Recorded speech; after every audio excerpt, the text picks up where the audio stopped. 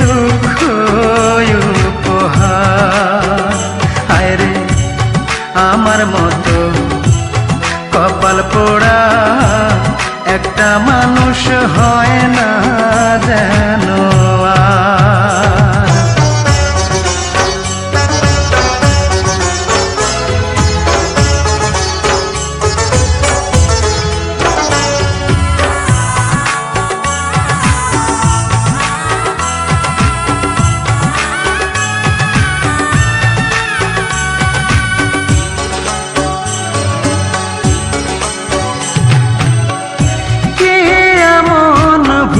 করেছি বলো না বিধাতা,